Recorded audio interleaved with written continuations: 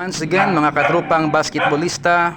magsishare lang ako ng isang maikling tips or basketball offense kaning gitawag og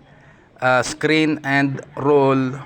offense. So ito ang mangyayari mga kapatid. Wag ka dyan, ayun dito. So mao ni ang point guard sa blue, nya pagkahuman offense ning blue, offense ang blue, dayon magsi-screen ang mo-screen ang number 5, screen number 5, sulod ang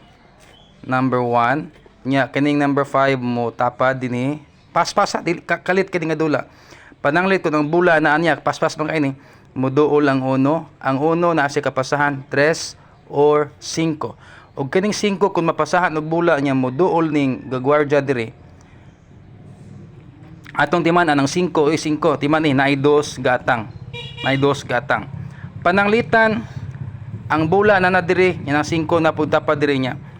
dili mo galaw dili mo lihok ni siya kay ang nagwardya sa 2 nya kay kun ang uno giscreenan man unsa toy option sa uno pwede 3 niya pasa para 3 points or penetrate pwede 5 para penetrate kung mo penetrate ang 5 mosugat ning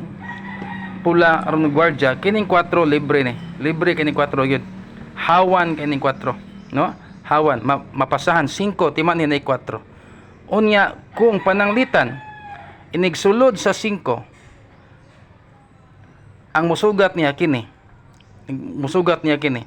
okay na siya kay sigurado jud ko ma-foul sigurado kung ma-foul kung di ma-shot ma-foul kamao lang mo spin okay yan lang muna mga kapatid ang maikli kong video para sa usa ka basketball game. Basketball offense ang tawag nini amo ning gitawag namo ni og gitawag ni sa mga expert og